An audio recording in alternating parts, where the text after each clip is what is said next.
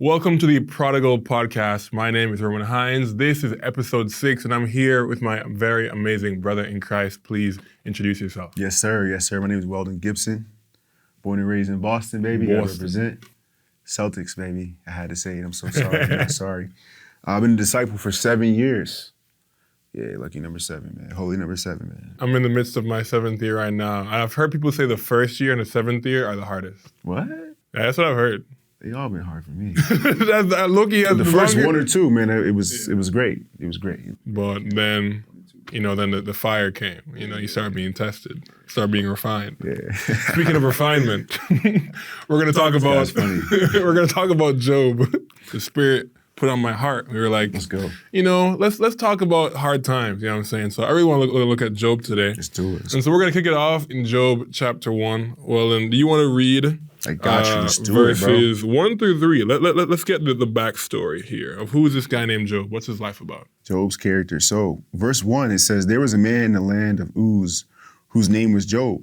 And that man was blameless, upright, fearing God, and turning away from evil. 7 sons and 3 daughters were born to him. His possessions also 7,000 sheep, 3,000 camels, 500 yoke of oxen, 500 female donkeys, and very many servants. That boy had a lot of stuff, I'm not gonna lie. And that man was the greatest of all the men of the East. He was rich. It was a goat, for real. He was rich. Greatest of all time. I think something I noticed here, like when I was reading this back the other time, was like the numbers, like how significant they are of like 7 sons, but like 7 sons and 3 daughters, that's 10. And he had 7,000 sheep and 3,000 camels, that's 10. Yep. And then 500 yoke of oxen, 500. It's another 10. Another 10. And so I'm like, I think that's very interesting to me. Like, yeah, that's intentional. You know what I'm saying? It's not an accident at all. Yeah. What are your thoughts? Like, what are your thoughts on Job? Like his state of life right now, his success. Like, what do you consider him? Has he made it? What do you think that Job has made it? I'm not gonna lie. I like 7 sons and 3 daughters, man. What do you mean? I like that ratio. That's a good balance. I'm looking for more sons than daughters. Keep it a bean. But no, man, he's successful here, bro. He's successful here. First of all, I said land of Uz. I think it's Uz, but I don't know what it is. Uz. Land of Uz. But he was fearing God. He turned away from evil, bro. He just, I don't know. He seems like a guy who every time evil came his way, he's breaking his neck the other way. Yeah. You know what I'm saying? He wasn't playing no games with that. I know. He was the greatest man among all the people of the East. Feared God, shunned evil, blameless and upright. So he has a lot going on. Mm-hmm. And now, but was wealthy. He had like 7,000 sheep, a lot of possessions. I don't think I've ever seen 7,000 sheep in my lifetime. Much less owning that many sheep. The ultimate shepherd, for real, bro. He says in verse 4, it says, his sons used to hold feasts in their homes on their birthdays, and they would invite their 3 sisters to eat and drink with them.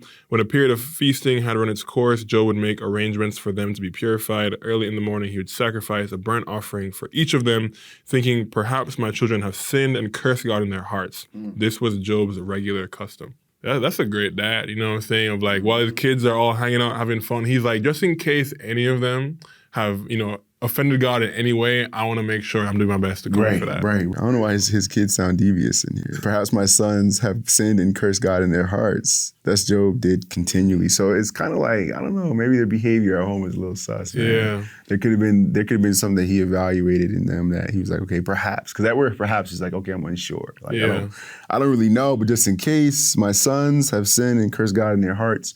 He said in their hearts, it's almost like they weren't outward about their faith, maybe their walk. So it's interesting here how you see his character even translates to his children, his family. He wants to make sure everybody's covered. For sure. I almost wonder if it's like because of his wealth and success that he wonders if his kids have this sort of pride and hubris that comes with that. Yeah. And maybe like as they're celebrating, they're like, oh, and they're living their life. The entitlement. And a little bit of entitlement there. And so Job is like, he can maybe see that in their character. And so he wants to sacrifice for that. All right, cool. I got verse 6. I got you.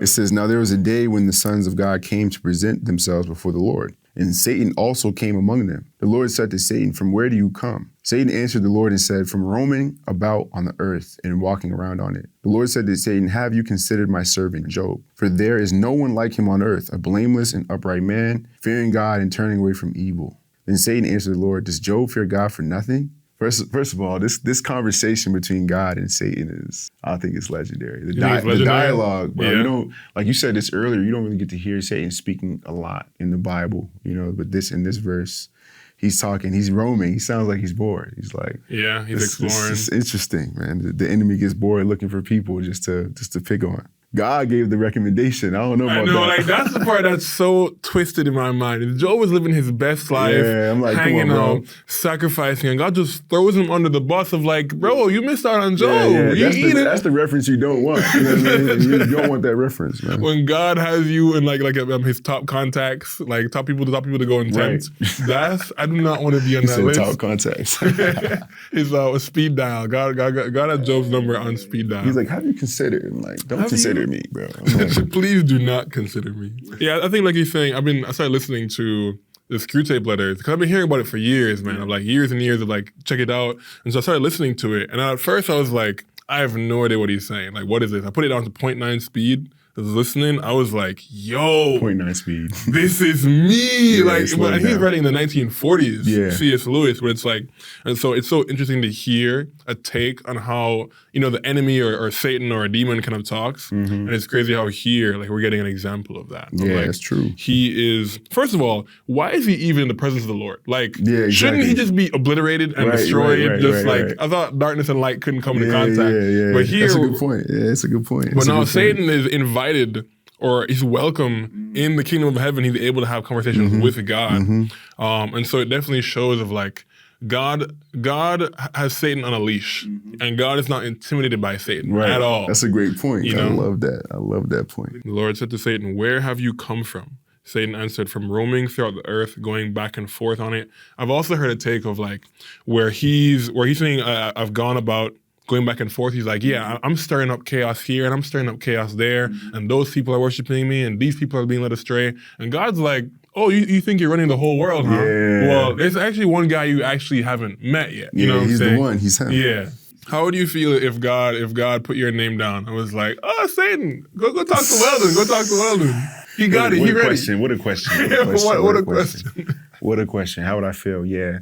I don't even know if I'd realize it. Sometimes, you don't really realize it, man. You don't really know you don't realize when you're being tested. It's easy to feel like life just happens. It's like life situations come your way. But I do think, honestly, I would feel honored. I don't know if I'd like it though. You know what I'm saying? Like, I feel honored, like, yeah, this is great. God chose me. But then the actual process of the testing is not fun. Oh, yeah. The suffering, like you said, the refinement isn't fun at all. Especially if I felt like I achieved something, like you said earlier, like he had a lot of stuff, possessions, children. You said, 7,000 sheep? Like, Bull got it all, man. And God is like, yeah, go test him. But I would definitely probably take pride in that, man. I almost kind of see where like it's kind of pointing out you're either living life like Job, you're blameless and you're upright, or you're being influenced by Satan and being led astray. And so God knows in his mind automatically. He's like, no.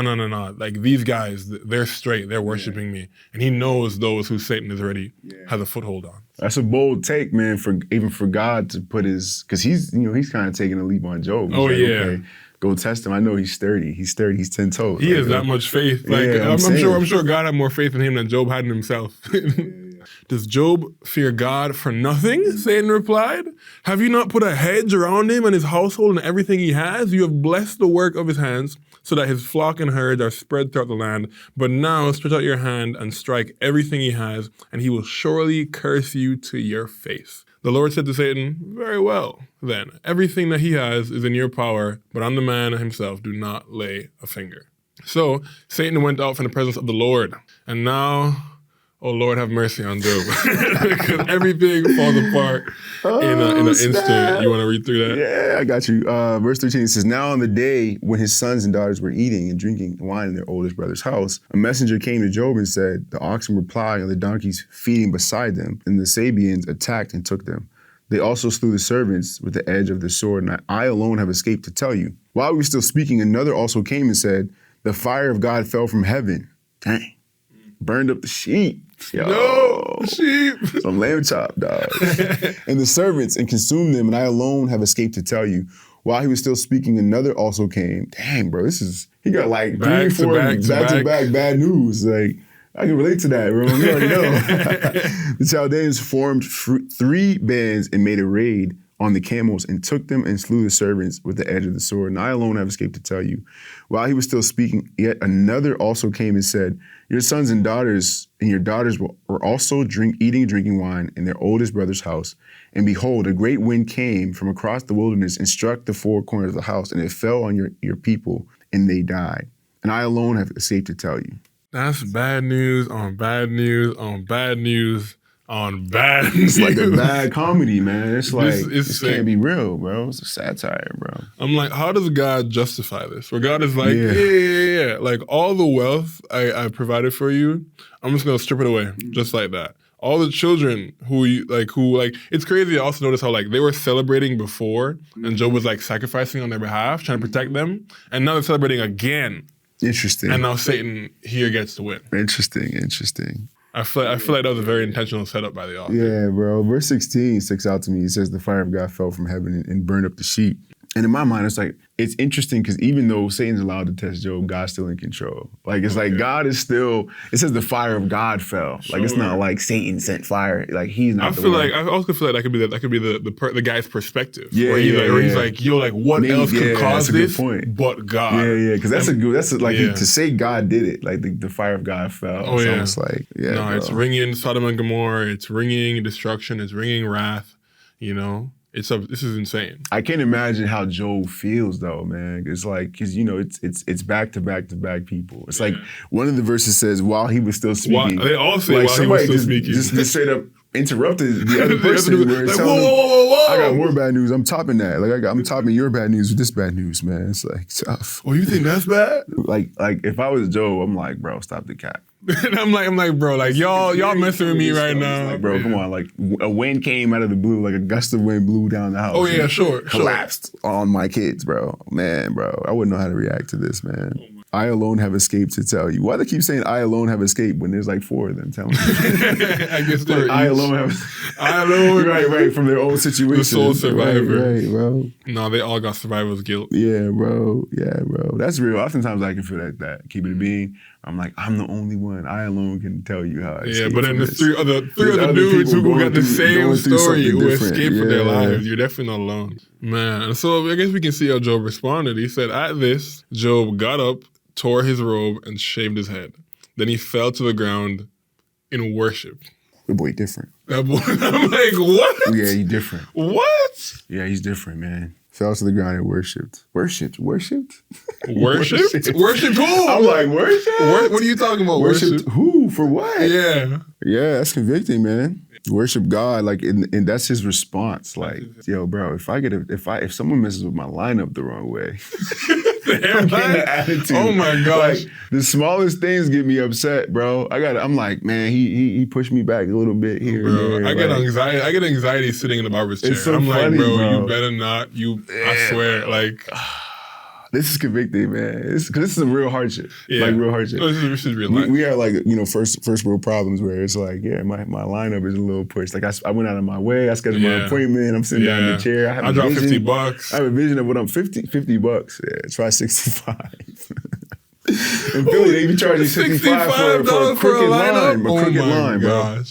65. Somebody tell me where I can find someone who can do a nice fade. Please help both of us. Blend a nice fade in Philly, please. For under $50. But it's just funny, man, because as I was reading this, actually, that's honestly what I thought about. I'm not gonna lie to you, because I was like struggling with my haircut. I'm like, man, this man pushed my line back. I'm getting an attitude, but Job loses all these things and worships God. Like, his next thing to do is. Oh yeah, that's the automatic response. I'm like, how do you train yourself? Because I'm like, because we know that like. This is not automatic. Like, this has to be his lifestyle. Yeah, that's a good point. You know what I'm saying? There's no way you can experience this kind of a tragedy and do this without it being in your DNA. Like, without it being your day-to-day, like, habit. It seems like he was detached from everything he had. Like, he didn't let that stuff define him. Because he had all those things. He could have been, his identity could have been found in all the things he had acquired. Yeah. And I think that's dope because it's funny how the story opens with, this is Job. This is what he has. Yeah. This is his kids. He has all those things.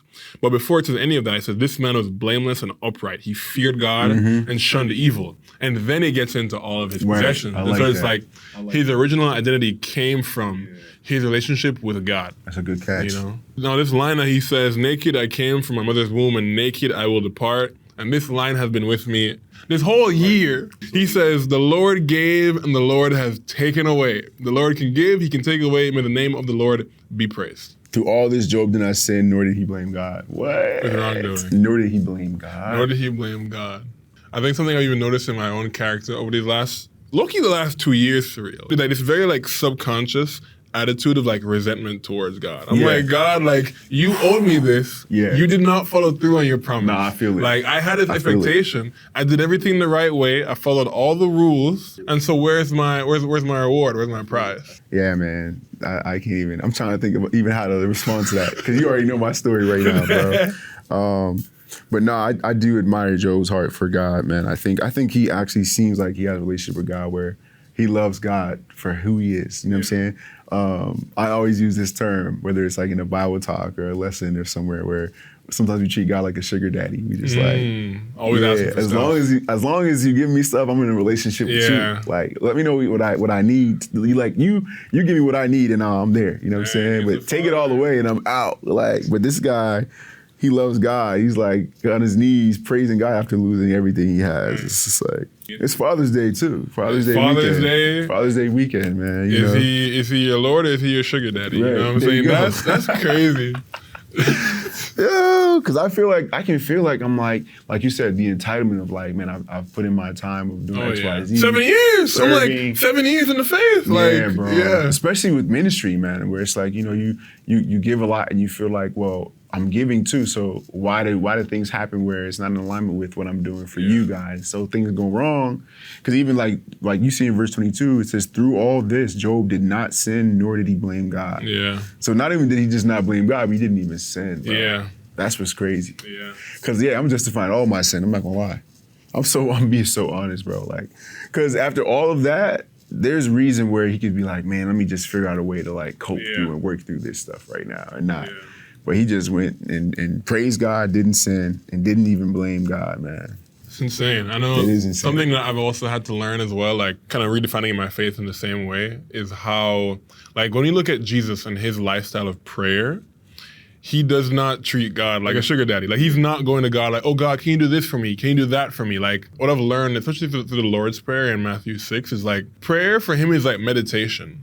It's about him trying to get himself in alignment with God's will, as opposed to trying to get God to be aligned with his will. Right. And I think it's an insane take, because in the Western world, we're like, no, God. Oh, yeah. Like, do this for me, do that for me, answer this prayer, answer that prayer. And it's like, God's like, whoa. I'm in charge here. You know, like, are you in alignment with my will? Are you okay with my timing? That's what I get from Job here. And he says, the Lord gave and the Lord has taken away. That's a bar. Because really, God gives and takes away. So God, everything we have, like, it's hard for me to remember sometimes. Everything I have comes from God.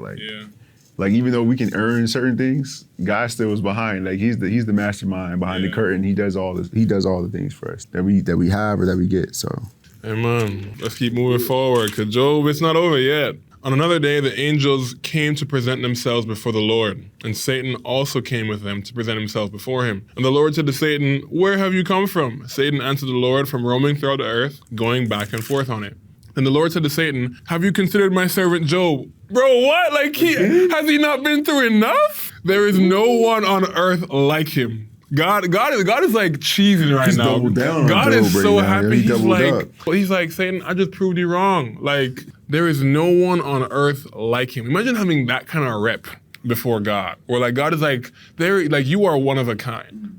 That's insane. Now the cost of that, are we willing to pay the That's cost, a heavy cost. I'm not of willing having the rep that Job has?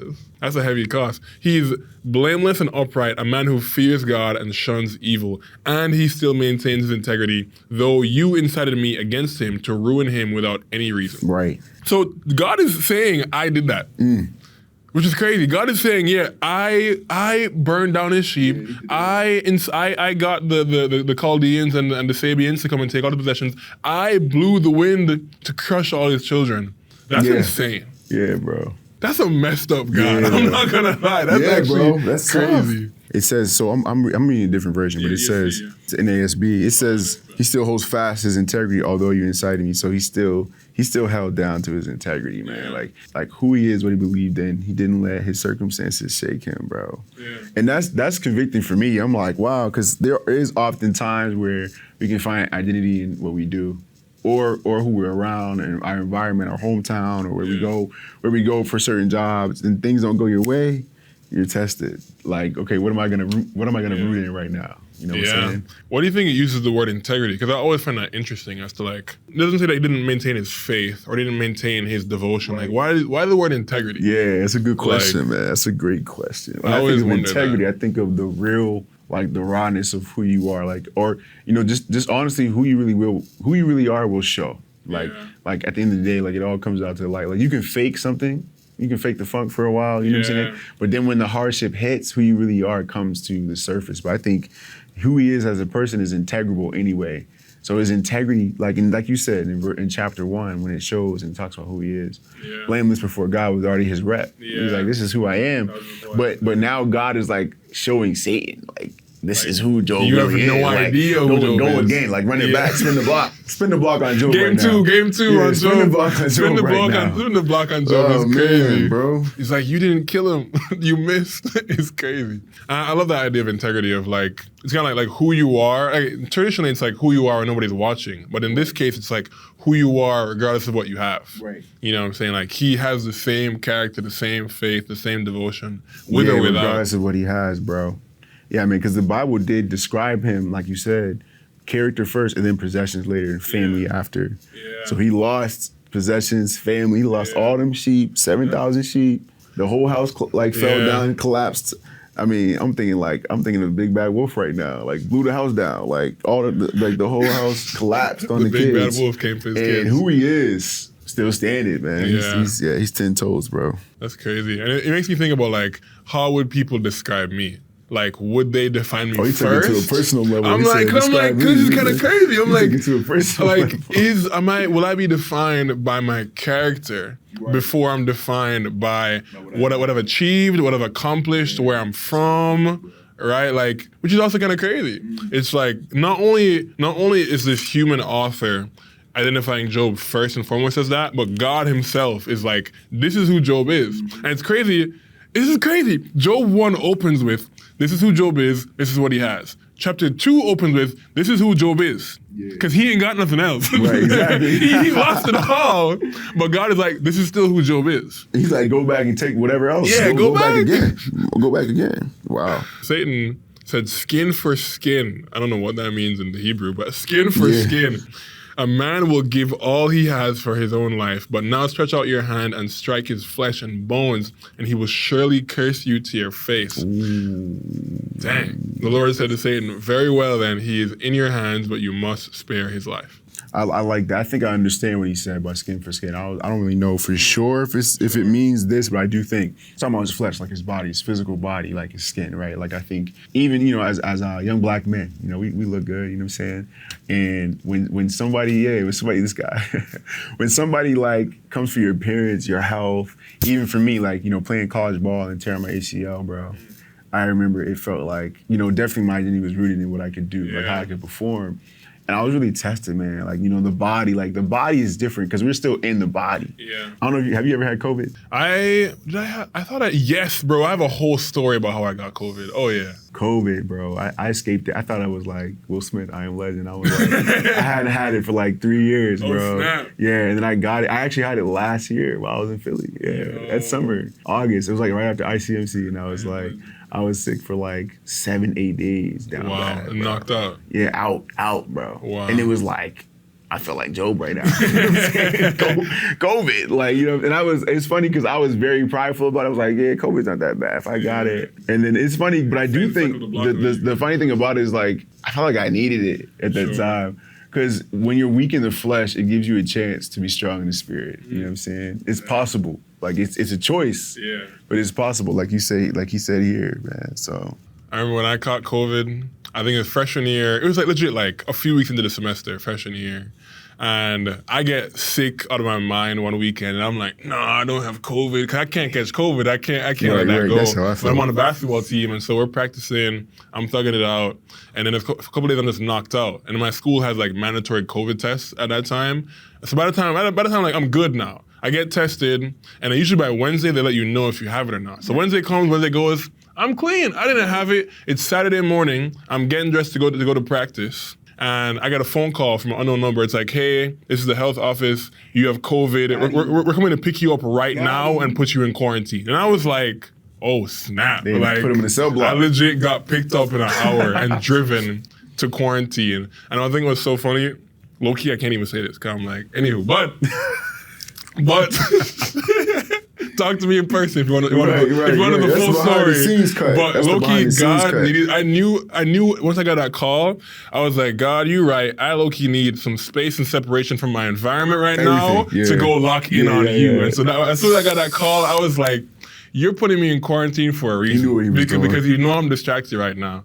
And so I was like, dang God. All right. But yeah, that's my COVID story. That's interesting though, because why did Job need to be? Because you see his life, he's already blameless, he's perfect. Why does he need to be tested? God's using him to get his own glory from Job's life. Because that's what's crazy about it. Because he doesn't need to be. He says it right here of like, incited me against him to ruin him without any reason. You're right. So this really is just for God's glory through Job. Yeah, totally, of like bro. Satan, no matter how hard you try, no matter how much of the earth like you go through, like you can't uproot my kingdom. You can't uproot my people. You know what I'm saying? It's that's like, a good point. This is insane. Yeah. God is smiling. God's cheesing like a happy dad, of like, you tried to mess with my son and you couldn't get through to him. That's crazy. But now Job's gonna really go through. Job's on the starting five right now, bro. Job's on the starting five. He's the MVP of the league right now. He's shade right now. I knew he was gonna say that. I was hoping he didn't say that, but he Shout said out that. OKC for that comeback. No way, bro. Shout out OKC. No way, bro. Game 4. We'll see who wins. Shade of Job is crazy work. I'm not gonna lie. Shade's not Job. Do not get it twisted. It says, Satan went out from the presence of the Lord and smote Job. Smote. That's crazy. Smote. NASB. That sounds like, smote Job with sore boils from the sole of his feet to the crown of his head. And he took a potsherd to scrape himself with that while sitting among the ashes. Then his wife said to him, do you still hold fast your integrity? Curse God and die. Yo, she's not the one. He needs a divorce. She's not the one. Separation or something. Separation or something. I mean, low-key, after losing your entire wealth and your 10 kids, maybe she has a reason to be upset with God. But not your man's though. But they're supposed to be equally yoked. What's going on? Like this man is he's faithful. And the yokes are only for the oxen back in those days. The yokes were not for the faithful because clearly he's not equally yoked. She said, "Curse God and die." He said to her, "You speak as one of the foolish women speaks." Dang. Oh wow. Dang. Wow. That's a crazy response. All right. Shall we indeed accept good from God and not accept adversity? That's tough. He's dropping bars. Oh, it's discipleship. And all this Job did not sin with his lips. Wow. So his wife got chewed up real quick. Oh yeah, he slapped back. You foolish woman. Yeah, no, I might have said the same thing. Curse God and die. Nah, I chose the wrong one. All that waiting just for. Dang, just for this? When times get tough? I mean, I guess to be real, I probably should be compassionate with her though. Yeah, she's a mother too. Like I think. Oh yeah, she has to be grieving. She lost 10 kids, and she's like. Yeah, but see, her identity was rooted in that. And again, like, I'm not gonna this is insane work. You know what I'm saying? Like Job's faith is supernatural here. You know what I'm saying? So she in a way is justified. She's probably more like how we would really be. Oh yeah, she's probably more how we would really respond. Oh yeah. But it's just funny to see the contrast of their because even though Joel's being tested, everyone else in his story is also being tested in a way along with him because you get to see their reactions to his hardship. Yeah. And it's like they're not even the ones being chosen. Yeah. And they're like, well, curse God and die. Like, I mean, obviously she's involved. You know, it's her family and her possessions as well. But her character, her own walk with God is also being tested. So fellas, choose wisely. Choose wisely. Fellas, choose wisely. Equally yoked. And then I think speaking on like the people you surround yourself with, we have verses 11 through 13, where his boys come in there and they're like, yo, like, clearly you must have sinned, bro. Clearly you were in the wrong, clearly. And so it kind of also makes me think about like, well, actually before they get into any of that, they actually do all pull up to comfort him. Yeah. Right, in verse 11 it says, when they heard about all the troubles that had come upon him, they set out from their homes and met together by agreement to go and sympathize with him and comfort him. When they saw him from a distance, they could hardly recognize him. Dang. They began to weep aloud, and they tore their robes and sprinkled dust on their heads. And they sat on the ground with him for 7 days and 7 nights. No one said a word to him because they saw how great his suffering was. I need friends like that. Yeah. 7 days of silence. And he was unrecognizable. I mean, they said that he had boils on his feet, from his feet to his head. Satan gave him a really bad lineup. And he screwed, yeah, bro, that's crazy. It circled back. It came back around. He scraped himself with pots. The pots, the broken pieces of pottery to get the souls off of his body. So you got the woman who is like, this wife here who's like, no sympathy, curse God and die. Yeah. And the 3 boys pull up from, they travel, they journey to come and sit with him and spend time with him. You need friends like that. You need friends like at least 2 or 3 guys you know are there for you, every time. Oh, yeah. Or 2 or 3 girls who are there for you every time, no matter what you go through. And they're going to be there for you and might not even say anything. I like how they just were. They were silent. They were in his presence. They just wanted to show that they were there. They wanted to show that they could show up, but they didn't say much because they could see that he was in pain, great pain. You know what I'm saying? I feel like I have friends that I'm like, they have great friends. But sometimes I'm like, I don't want to have to explain like stuff when I'm going through it. There's a time and place, you know what I'm saying? Like if you're going through it, you're not trying to hear like, an interview like da-da-da, how you, it's like, nah, amen, like appreciate you asking, but I think their wisdom of like 7 days, 7 nights with no words, it's like, they just there with them. I just think that speaks to volumes. He had a decent support system. It's reminding me of the time when I pulled up to the crib to visit you at 5 a.m. I don't know what time it was, 4 or 5 a.m. Yeah, bro. I was having a really work. Yeah, it was radical, man. I was having probably one of the hardest nights in a long, long time. I was up at like 2 a.m. just really wrestling with God and just really angry and just all over the place. And I think it was like 4 a.m. I just took a train right into the city. Hour train too. Yeah, walked right into the house, to the apartment, opened his dude's room door, just sat on the floor and woke him up. Yo, we were just there. I told you to do that, but I was like, he really did that. I was like, yeah, whenever you just 3 a.m., 4 a.m. No, I mean, you told me, so I was like, hey, man. Like, really and that night, I was like, well, he did say I could do that, bro. So. And we prayed and talked, man. Yeah, that was a good moment. I needed that too. I think those are encouraging moments. I think even maybe for Job, his friends were probably just like, they probably just were confused trying to figure out like, what did you do? Like, this is unimaginable adversity that you're facing. Like, what's going on here? But they kind of waited for a few days before they said much. Because my thing is like problem solving mode of like, bro, like you did like what happened? What went wrong? Okay, here's how you move forward. But like, they're like, hold up, for 7 days, he's not okay. Yeah, like he's not okay. No. Like, we need to really just sit with him. I wonder what Satan's thinking right now. Oh, yeah. I'm not gonna lie. That thought came to my head because I'm like, yo, this is what you wanted. Like, so where is he laughing? Is he just waiting? Is he like, I already struck? Because now he came for his physical health. Before he took his all his possessions and his children. Yeah, I wonder where he's at. I wonder what he's thinking. Yeah. Because Satan's like, oh, I got him. He's gonna give up now. And then Job is like, shall we accept good things from God and not trouble? Job reminds me of, I know we in Philly, so Job reminds me of Rocky. I'm not gonna lie. Rocky? Rocky gets beat up pretty bad. All the movies, Rocky 1, 2, 3, 4. I've only seen the kids. He keeps coming back. Like he just keeps coming back. Never gives up. Coming back.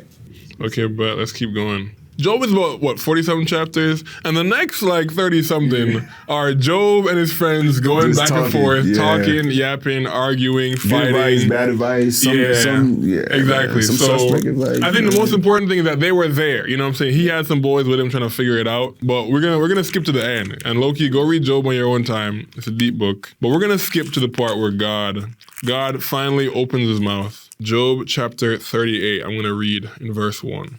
Then the Lord spoke to Job out of the storm. He said, who is this that obscures my plans with words without knowledge? Brace yourself like a man. I will question you, and you will answer me. Dang. Imagine you're over there with your boys, you're arguing, fighting, trying to defend yourself, and then the storm clouds come rolling in, and you look up, and then there's a voice, is like, who do you think you are? Yeah, nah, You bro. insignificant. I'm getting chills right now. It's Not gonna insane. lie to you. Yeah, that's like some. I'm thinking of Lion King. Yeah. Oh, and it's like Mufasa is in the clouds, Simba, and he's like, yeah, remember who you are. remember, yeah, bro. He said, "Be a man." Verse 3. I'm like, how can you say that after all these? Be a man. I'm like, after everything he's Come on, been bro. through, What you mean? after everything he's lost, and the fact that he's still Wow. holding fast, you're Yeah. gonna be like, God's no joke, man. I think it shows his sovereignty and his supremacy because he's so much above it all that his perspective is different than ours. He's like, well, I can give you all this in the snap of fingers right back to you. Yeah. Like, but let's see who you really are, like your character, how you really respond in this moment. I almost wonder if the hardest thing for Job to sit through was the voice of God. Yeah. You know what I'm saying? Because you get his response at the end of it, he's like, yo, like his heart like really goes to a place of surrender and submission. And I'm like, it's low-key like all of everything he experienced, coming face to face or like being in earshot of the voice of God has got to be the most like terrifying thing he had to go through. I didn't think about that too. You said being in earshot, like God's voice is audible to him right now. Obviously, we pray and we listen for God's his guidance, his direction, right? Yeah. It doesn't come to us audible now, right, in these days, but we might hear, in our head or our heart or our conscience saying like, okay, the Spirit's leading us to do X, Y, Z. Yeah. But this is tough because he's hearing God's voice, like you said. Yeah. Yeah, man. So yeah, we can have these impulses or these pulls or these tugs, but it's like another thing to legit out of the sky, like in ear, like not only you but everyone around you is experiencing the same thing too. You know what I'm saying? And we're all just in awe. Verse 2 hits me, bro. Like Yeah. verse 2. Who is that darkens counsel by words without knowledge? Because it's easy to like just value so much of the words and advice from people in your life, whether it's a coach, counselor, a mentor, whether it's a roommate, but you just don't really know. You don't really know. The only way you would even know if you can match it up with God's word and say, okay, is this wise advice? Because it sounds like wise wisdom, but it's without knowledge. It's like, what kind of knowledge is God referring to here? You know what I'm saying? That's a good point. And then God goes on, he basically just kind of articulates like, it's crazy how God, in these 30-something chapters, Job and his friends are like, God, we need an explanation for why this happened. Right. We need a justification. We think it's your fault. Yeah. Job is like, it's not my fault. Yeah. And so Job is still like, I'm right before God. And then God is like, who do you think you are? Like, you have no capacity to understand the way that I've manufactured the world and created things and the intricacy. And I'm like, this is what God thought was a valid response to all the accusations. And that terrifies me because I'm like, God feels no need to justify himself before you. He only needs to explain, this is who I am and this is who you are. Yeah. And really, this is who you are not. Yeah, this is really who you are not. The whole point. Yeah. That's good stuff, bro. I think, oftentimes we forget who God is. Like, we forget who he is. Like, you can get overly familiar, like, with him and be like, oh, yeah, he's, like, you can set up your own version of who God is in your mind, right? And so I think that's what he maybe is doing right here, is reminding Job. Because when you read on, it's like, where were you when I laid the foundation of the earth? Yeah. Tell me if you have understanding, who set its measurements, since you know, or who stretched the line on it. He's like, since you know. It's almost like, he's like, well, where were you when I created the earth? Were you there? It's like, no, he wasn't there. He wasn't with me in the gym. Oh, yeah. He wasn't with me in the gym. It's like, wow, bro. Yeah, I like this. I like this aspect of who God is, though. I really do, because I think it's almost like, if Job loves God, because it's funny, even in this moment, if he had a heart of pride, he could choose to. Yeah. This could be a moment he could choose to turn. Yeah, back. Turn from God. I'm like, right God talks to me like after this. All that, yeah. He still could have been like, he chose to be humble, and he chose to be surrendered, and he chose to worship and praise in the face of hardship, and challenges. But when he's looking for affirmation, and God's giving him something else that he maybe not expected. Yeah. Maybe that's the moment he could have been. It's another test in a way where it's like, all right, well, you gonna talk to me like that after I went through this? Nah, I'm out. You know what I mean? Like, I'm gone. Dang. And it reminds me of, it's crazy you say that, because I'm like, he's looking for reassurance. He's looking for comfort, and God gives him a rebuke, like a rebuke out of his mind. It reminds me of the Israelites in the desert, of after God rescued them from slavery, crushes the Egyptians. Then I believe he starts giving them manna and food and all this stuff. And then Moses goes up and they hear, all the Israelites hear the voice of God at Mount Sinai. And they're like, yes, we will worship you, God. Moses goes up to get the commandments, and they create the golden calf. Right. I'm like, and so when they heard the voice of God, it low-key hardened their hearts. And they were like, whoa, like, he's low-key too aggressive. And so it kind of it made them want to look for an easier God to worship. Where in here, Job hears the audible voice of God in community with his other people, and he goes to humility and submission. What do you feel like you would do if you heard God's voice? Like, I'm talking about, like, you can think, you and I can both even just right now think about hard moments that we've had over the past 2 or 3 years, like the darkest moments. And how do you feel like you would respond if you heard God's voice in this same tone where he's like, I like being like just knowing myself. I'd probably just break down weeping. Like that's really what I do. Like in all seriousness, I would just break down just weeping. I'd just be on the ground like bawling my eyes out of like, because I know back in those days they'd tear their clothes, get some ashes on their head. But me, I just start bawling my eyes out. I don't know if I'm shaving my head, but I would cry. Because that's what Job did. He shaved his head. Oh, yeah. You know what I'm saying? Baldness runs in the family, so I'm not trying to speed the process up. But, don't get that train started. Yeah, you know what I'm saying? But no, I don't know what I would do if I heard God's voice. I probably would be scared, man. Oh, like I would like to think even now, because I feel like there's moments in my life where there is a lot of hardship I've experienced, and I'm like, I want to hear his voice now. Like I do want to hear it audible. That's what I think. You know what I'm saying? That's what I feel like. Yeah, God, tell me right now. Like what's next right now? I'm just, what are you doing? It's like, talk to me, God. What's going on up there? What's the plan? He's like, brace bro? yourself like a man, because I'm about to respond. Are you ready for this? Get out your pen and your paper. Take some notes. This is like a light roast right now. Like it's like a righteous flaming right now. He's getting flamed. He's getting flamed. When the morning stars sang together and all the sons of God shouted for joy, or who enclosed the sea with doors when bursting forth, it went out from the womb. I was looking at verse 12. It says, have you ever in your life commanded the morning? It's like, what? It's the original diss track. Have you ever in your life, like, it's like, what? Commanded the morning, bro. That's a powerful statement. That's poetic. God. That's like every morning commands the sun to rise. Yeah, he's like, get up. The line that I love the most out of this whole like response from God is chapter 40, verse 8. He says, would you condemn me to justify yourself? Mm-hmm. That's the line that's the kicker for me. Because it's like, when I look at how God, when I look at the thing that I go through, I'm like, no, God, you messed up. You were wrong. I'm justified. It should not happen. And God's like, are you seriously going to condemn me to justify your perspective and your experience? Wow, bro. Tough. And we do that all the time. I don't even know if sometimes it's subconscious too. It's like human nature to justify, because, we want to be validated, feelings, you go through hard things, but when you look at, okay, what's the truth? What's the reality of what God's doing here? You know what I'm saying? Oh, yeah. Yeah, that's a great verse. Can we get to the good part? What's the good part? Oh, the ending? Let's see how all this talk ends. Please, is there a happy ending for Job? Job replies in chapter 42, I know that you can do all things. No purpose of yours can be thwarted. You asked, who is this that obscures my plans without knowledge? Surely I spoke of things I did not understand, things too wonderful for me to know. So he repents. So he really gets down low. Can you read, I guess, verses 10? I got you, bro. Yeah, it says God restores Job's fortunes. The Lord restored the fortunes of Job when he prayed for his friends, and the Lord increased all that Job had twofold. Then all his brothers and all his sisters and all who had known him before came to him, and they ate bread with him in his home. And they consoled him and comforted him for all the adversities and challenges that the Lord had brought on him. The Lord blessed the latter days of Job more than his beginning. And he had 14,000 sheep, 6,000 camels, and 1,000 yoke of oxen, and 1,000 female donkeys. He had 7 sons and 3 daughters. He named the first Jeremiah, and the second Keziah, and the third, I can't even say that name, dog. Sounds like an anime name. Karen. Karen. In all the land, no women were found so fair as Job's daughters, and their father gave them inheritance among their brothers. After this, Job lived 140 years, saw his sons and his grandsons 4 generations. 4 generations? That's crazy. That's your it's your great-grandchildren, right? Great. Is that, I don't know. The 4, either way, it's a lot of greats. And Job died an old man and full of days. Wow, that's powerful, bro.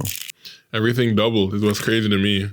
Like, I was hearing this sermon from Jonathan Pokluda. Yeah. And he was talking. JP's tough. Oh, JP's tough. And he was talking about, like, if we were to meet Job in heaven, Job's gonna have the biggest mansion in all of heaven. And we're gonna go talk to Job and be like, Job, I read your story, bro. Like, and Job's gonna be like, oh yeah, oh wait, that did happen. Like Job's gonna be so deep in heaven and luxury that he won't even remember the hardship that he went through. And I'm like, that's an insane thought to think about. That like the most like this probably has to be like the hardest, maybe next to Jesus' experiencing the wrath of God on the cross, this has to be the hardest thing anyone has ever gone through in the scriptures.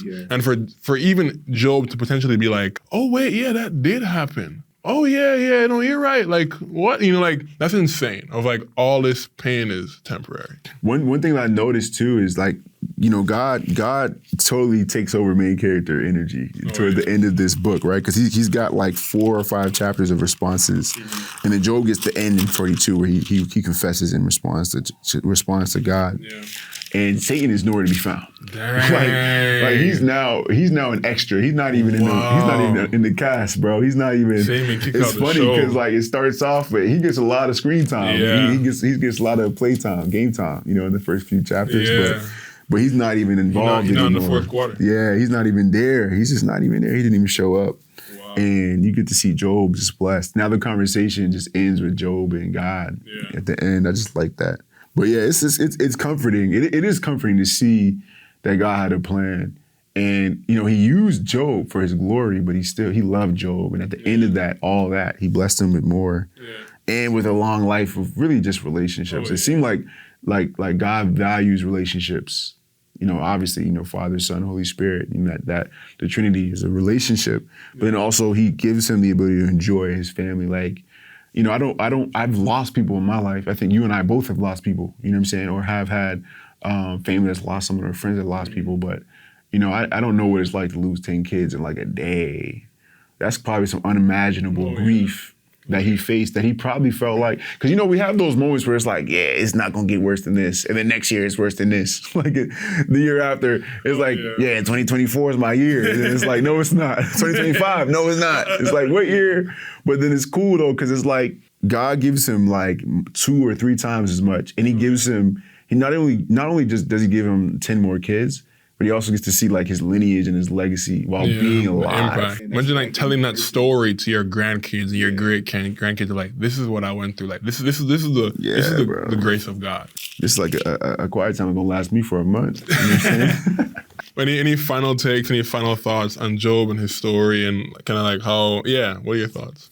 I'm not gonna lie. I'm still thinking about the wife. You know what I'm saying? I'm thinking I gotta find one that. I mean, it doesn't really matter because technically, with or without a wife, that man was faithful to God. Sure, you know what I'm saying? So which is convicting. Because I think, even our generation now, whether you're in college, or you're graduating college, you're headed into like a single life where you're going to work professional jobs, you still kind of can crave relationship.